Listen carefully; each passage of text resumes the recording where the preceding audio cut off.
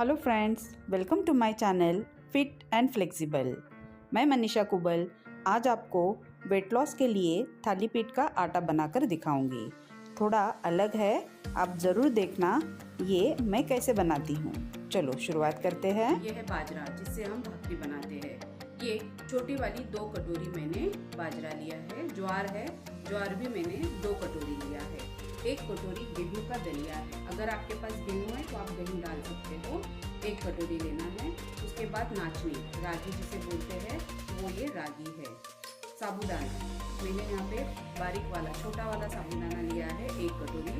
1 कटोरी चावल, नॉर्मल जो हम लोग चावल बनाते हैं वो चावल हम घर पे जो बनाते हैं वो ही लेना है।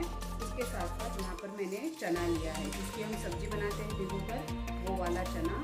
मूंग है, मूंग भी मैंने 1 कटोरी को थोड़ा कम लिया है। चना भी वैसे ही लेना है, आप ये कम ज़्यादा कर सकते हो। यहाँ पर चौली ली है, चौली की दाने मैंने 1/2 कटोरी लिया है।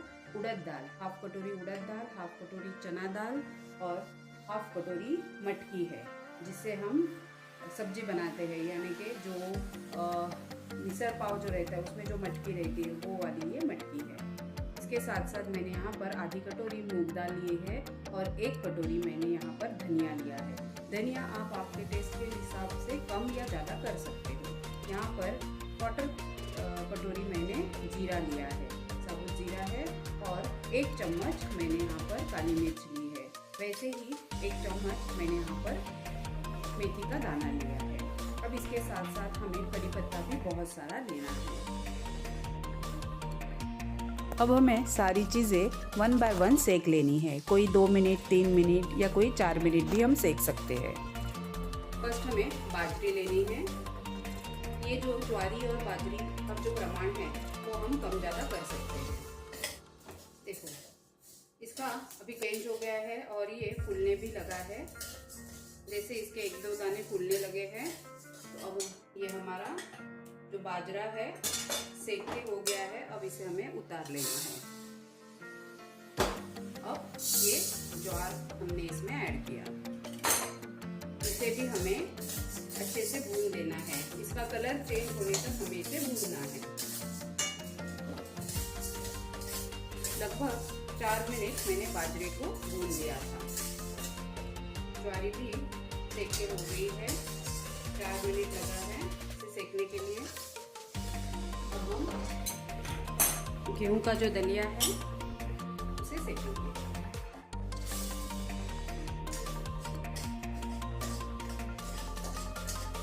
गेहूं का दलिया भी मैंने सेक लिया है। अब है रागी,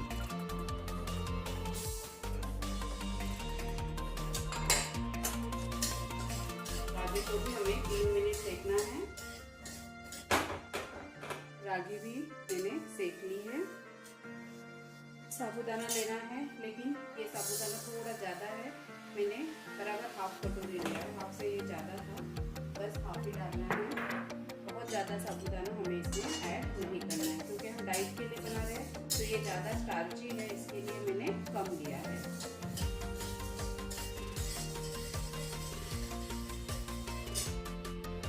ये भी हमें कलर थोड़ा चेंज होने तक इसे भून लेना है। ये भी 3 मिनट तक जा सकता है या 2 या 2.5 मिनट भी इनफ है। साबूदाना भी हमारा 3 मिनट सेक कर हो गया है, इसे भी हम निकाल लेते हैं। ऐसे ही हमें 3-3 मिनट के लिए सारा भून लेना है। छोली भी डालने के बाद 2 मिनट बाद ही उसका कलर चेंज होने लगा है, डॉट डॉट सब आने लगे हैं। इसे भी हमें 3 मिनट तक भूनना ही है। जितना आप भूनेंगे उसका टेस्ट उतना अच्छा आएगा। देखो अभी 3 मिनट हो गए हैं, इसका कलर भी आपको दिख रहा है, अलग हो गया है पूरा। अब मैं इसे उतार लेती हूँ। चावल ले रही हूँ।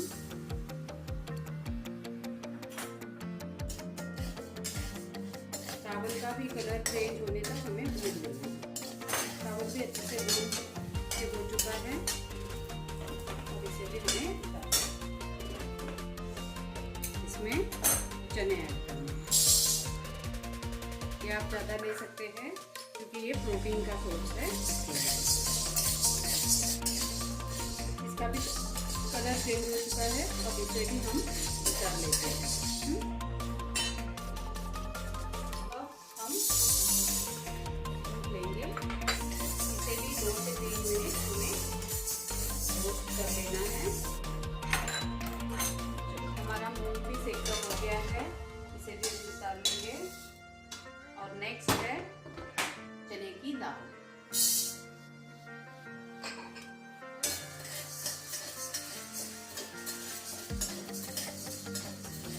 ये जो चने की दाल, मूंग की दाल, ये हमें 2-2, 3-3 मिनट ही सेक लेनी है। जैसे ही इसका कलर चेंज हो जाता है हमें ये उतार लेना है। बहुत इजी है आटा बनाकर रखना। अब जब इस आटे से थाली पीठ या कुछ भी हम बनाते हैं, डोसे जैसे भी बना सकते हैं। डोसा बनाकर उसमें सारी सब्जियां स्टफ कर सकते हैं, जैसे कि गाजर है, शिमला मिर्च, कैबेज, जो सब्जी हमें पसंद है वो उसमें भरना है और डोसा बनाना है। या सिर्फ प्याज और टमाटर डालकर भी, धनिया मिर्ची डालकर भी हम इसका डोसा जैसे बना सकते हैं। और अगर आप थाली पीठ जानते हो तो थाली पीठ जैसे बनाना। अगर थाली पीठ आप नहीं जानते हो तो उसका वीडियो मैं जरूर डालूंगी। चने की दाल का भी अभी अच्छे से सुगंध आने लगा है। चने की दाल भी सेक के हो गई है।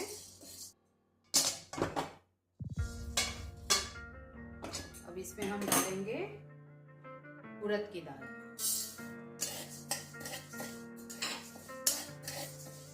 ये भी हमें 2 से 3 मिनट तक सेक लेना है। अच्छे से सेक लेते हैं तो इसकी खुशबू और बढ़ती है। जितना हम सेकेंगे उतना हमारा आटा भी और अच्छा बनेगा। एकदम से कम सेकना नहीं है और एकदम से ज़्यादा भी नहीं सेकना है। एकदम काला नहीं करना है, लेकिन अच्छे से सेक लेना है। उड़द दाल, मूंग की दाल, ये जो है हमें सूखे कपड़े में रखकर अच्छे से पोंछ लेना है। हमें इसे धोना नहीं है। अगर आप धोकर एक दिन सुखा लेते हो फैन के नीचे थोड़ी देर के लिए तो आप बना सकते हो, लेकिन अगर धोते हो और गीले में अगर करने जाओ तो अच्छा नहीं होगा, खराब हो जाएगा आटा। तो इससे अच्छा हमें ये थोड़ा पोंछ कर लेना है कपड़े से। उड़द की दाल का भी अच्छा स्मेल आने लगा है।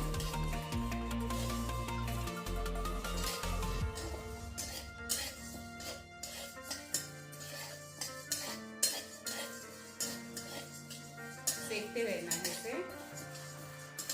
एक दिन का काम है, लेकिन ये 15 दिन 20 दिन के लिए हमें अच्छे से एक आटा मिल जाता है। हफ्ते में 2 बार भी हम इससे कुछ भी बना सकते हैं। चीला बनाओ, इसका थेपला बनाओ, या मेथी पालक डालकर आप इसका थेपला भी बना सकते हो, यानी पराठे जैसे, या आप थाली पीठ बना सकते हो प्याज डालकर। कैबेज और प्याज डालकर एकदम मस्त थाली पीठ बनता है। चलो, उड़द की दाल भी हो गई है।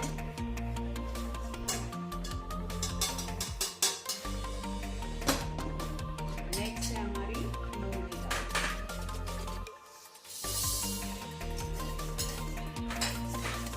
मूंग की दाल का कलर पूरा चेंज हो गया है, और इसे भी हमें उतार लेना है। जो मट्टी है उसे सेक लेंगे। ये जब हम बनाते हैं तो इसमें ध्यान रखना है सब्जी अच्छी मात्रा में इसमें ऐड करनी है, और जब बनाएंगे तब घी के साथ इसे खाना है। घी यानी कि तला हुआ घी नहीं, थोड़ा सा ऊपर से घी लेना है। जैसे एक पराठा या एक थाली पीठ बनाया तो उसमें आधा चम्मच जितना घी हमें ऊपर से लेना है और खाना है। हम जब डाइट करते हैं, डाइटिंग यानी कि वेट लॉस के लिए जो डाइटिंग करते हैं, उसमें ज़रूरी नहीं है हमें घी या ऑयल बंद करना।